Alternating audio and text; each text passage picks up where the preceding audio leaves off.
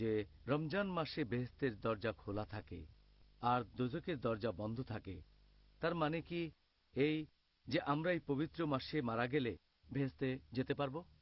এই প্রশ্নটাও একই হাদিসের ব্যাপারে, একই হাদিস যেটার উল্লেখ করা হয়েছে মসনাদ আহমদে, খণ্ড নম্বর 2, পৃষ্ঠা নম্বর 230, হাদিস নাম্বার 7148। এছাড়াও এটার উল্লেখ আছে সুন্নান আল নিসাইতে, অধ্যায় নম্বর 5, হাদিস নাম্বার 2106। একই হাদিস নবী বলেছেন, লোকজনের উদ্দেশ্যে বলেছেন যে রহমতের মাস তোমাদের সামনে, আল্লাহ তোমাদের নির্দেশ দিয়েছেন তোমরা এই মাসে রোজা রাখবে। এই পবিত্র মাসে বেহেশতের দরজা খোলা থাকবে আর দোজখের দরজা বন্ধ থাকবে, শয়তান থাকবে শেকলে বাঁধা। এই মাসের একটা রাত আসবে, সেটা 1000 মাসের চেয়েও অধিক উত্তম। আর যে লোক এই মাসের আশীর্বাদ থেকে বঞ্চিত হবে সে আসলে একজন হতভাগ্য মানুষ। এখান থেকেই প্রশ্নটা এসেছে, যেহেতু বেহেশতের দরজা এই সময় খোলা থাকে আর দোজখের দরজা বন্ধ থাকে, তাহলে এ মাসে কেউ মারা গেলে তো বেহেশতেই চলে যাবে, কারণ দোজখের দরজা তখন বন্ধ থাকে, বেহেশতের দরজা খোলা। তার মানে কি এই যে এই মাসে কোনো অমুসলিম মারা গেলে সেও বেহেশতে চলে যাবে? এই প্রশ্নটার উত্তর হচ্ছে, নবী যখন বলেছেন যে বেহেশতের দরজা এই মাসে খোলা থাকে, তার মানে বেহেশত আমাদের আমন্ত্রণ জানাচ্ছে ভেতরে প্রবেশ করার জন্য। তার মানে হচ্ছে, যদি কোনো ছোট কাজ করেন আল্লাহ আপনার পুরস্কারটা বহুগুণ বাড়িয়ে দেবেন। আর নবী বলেছেন সবাই পুরস্কার পাবে 10 গুণ বেশি।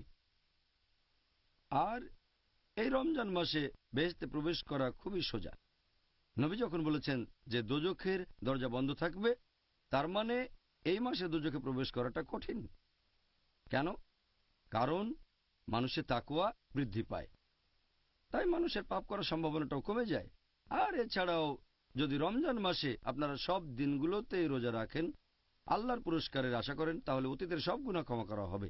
তাই রোজার মাসে যদি পুরো মাস রোজা রাখেন কেউ, আল্লাহর পুরস্কারের আশায় তার অতীতের সব গুনাহ ক্ষমা করে দেওয়া হবে। এখন অতীতের পাপ ক্ষমা করা হলে দোজখে যাওয়ার সম্ভাবনাটা তো শূন্য হয়ে যায়। তবে আমাদের বুঝতে হবে, যে কাজ করলে বেহেশতের দরজা খোলা থাকবে আর দোজখের দরজা বন্ধ থাকবে সেটা আপনাকে রোজা রাখতে হবে। আর এছাড়াও বেহেশতে যেতে গেলে আপনার টিকিট লাগবে। বেহেশতের টিকিটের কথা কোরআনে সূরা আসরে বলা হয়েছে, অধ্যায় নম্বর 103, আয়াত 1 থেকে 3। আল্লাহ বলেছেন, ওয়াল আসর ইন্নাল ইনসানা লাফি খুসর ইল্লাল্লাযিনা আমানু ওয়া আমিলুস সলিহাতি ওয়া তাওয়াসাউ বিল হাক্কি ওয়া তাওয়াসাউ বিস সবর। মহাকালের শপথ, মানুষ সবসময় ক্ষতিগ্রস্ত হয় তারা বাদে যাদের ঈমান আছে, যারা সৎ কাজ করে, মানুষকে সত্যের উপদেশ দেয় এবং যারা মানুষকে ধৈর্য আর অধ্যবসায়ের উপদেশ দেয়। এই সূরাটা ইমাম শাফির কথা অনুযায়ী তিনি বলেছেন যে শুধুমাত্র এই একটা সূরা নাজিল হলেও সেটা মানুষ জাতির পরিত্রাণের জন্য যথেষ্ট ছিল, এতটা গুরুত্বপূর্ণ। এটাকে বলা হয় রাহে নাজাত, পরিত্রাণ পাওয়ার পথ। কোনো মানুষ জান্নাতে প্রবেশ করতে চাইলে 4টা শর্ত আছে। 1 নম্বর ঈমান, 2 নম্বর হচ্ছে সৎ কাজ করা, তৃতীয় হলো মানুষকে সত্যের উপদেশ দেয়া, আর চতুর্থ মানুষকে ধৈর্য আর অধ্যবসায়ের উপদেশ দেয়া। তাহলে আমরা বুঝতে পারছি যে বেহেশতের দরজা খোলা, কিন্তু দরজা খোলা থাকলেই বেহেশতে যেতে পারবেন না, টিকিট লাগবে। আর টিকিটটা হচ্ছে ঈমান, টিকিট হচ্ছে সৎ কাজ করা, মানুষকে সত্যের উপদেশ দেয়া, ধৈর্য আর অধ্যবসায়ের উপদেশ দেয়া। রোজার মাসে এই টিকিটটা পাওয়া খুবই সোজা, কারণ রমজান মাসে আমাদের ঈমান বেড়ে যায়। এছাড়াও ভালো কাজ করলে পুরস্কার কয়েক গুণ বেড়ে যাচ্ছে। কাজটা সহজ, মানুষকে সত্যের উপদেশ দেবেন, আপনার ধৈর্যের সীমা বাড়বে। তাহলে হাদিসটা বলছে যে রোজার মাসে এটা সহজ, যে ইনশাল্লাহ আপনি বেহেশতে যাবেন, দোজখে যাবেন না। তার মানে এই না যে এই মাসে মারা গেলে প্রত্যেকে বেহেশতে যাবে। এখন যারা অবিশ্বাসী, তাদের তো ঈমান নেই, তারা বেহেশতে যাবে এমন প্রশ্নই আসে না। যদি কেউ বেহেশতে যেতে চায় তার টিকিট লাগবে, আর এই টিকিটের কথা আছে সূরা আসর। এছাড়াও আপনারা যদি হাদিস পড়েন তাহলে দেখবেন যে যদি তোমরা এই মাসে রোজা রাখো, তার মানে নিয়ম কানুন মেনে চলতে হবে আর নিষিদ্ধ কাজগুলো থেকে বিরত থাকতে হবে, শুধুমাত্র তাহলে বেহেশতের দরজা খোলা থাকবে আর দোজখের দরজা বন্ধ থাকবে।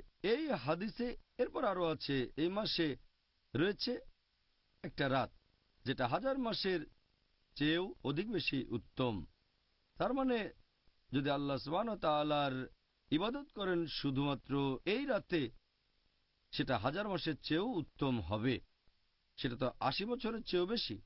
চিন্তা করেন, এই একটা রাতে আপনি যে পরিমাণ সওয়াব পেতে পারেন সেটা তো অনেক বেশি। মানুষের গড়ায়ও এখন প্রায় 60 বছর। একটা লাইলাতুল কদর 1000 মাসের চেয়েও উত্তম, সেটা 80 বছরের চেয়েও বেশি। মানুষের গড়ায়ু এর চেয়ে অনেক কম, তাই বেহেশতে যাওয়ার সম্ভাবনাটা বেশি থাকে। এই হাদিস আরও আছে, যে ব্যক্তি এই মাসের রহমত থেকে বঞ্চিত হবে সে আসলে একজন হতভাগ্য ব্যক্তি। তার মানে প্রত্যেক মানুষই বেহেশতে যাবে না, সব মানুষের জন্য বেহেশতের দরজা খোলা থাকবে না। এটা হচ্ছে শেষ অংশ, খুবই গুরুত্বপূর্ণ। অর্থাৎ যে ব্যক্তি এই পবিত্র মাসের আশীর্বাদ থেকে বঞ্চিত হবে সে আসলে একজন হতভাগ্য মানুষ। এটা তো মুসলিমদেরই বলা হচ্ছে। যদি কোনো মুসলিম রমজানের উপকারিতা না নিতে পারে আর এভাবে যদি বেহেশত মিস করে তাহলে সে আসলেই খুবই হতভাগ্য মানুষ। এর মধ্যে অমুসলিমরাও পড়বে, তারা আল্লাহর হেদায়েত পায়নি, সেজন্য তারা আসলেই হতভাগ্য।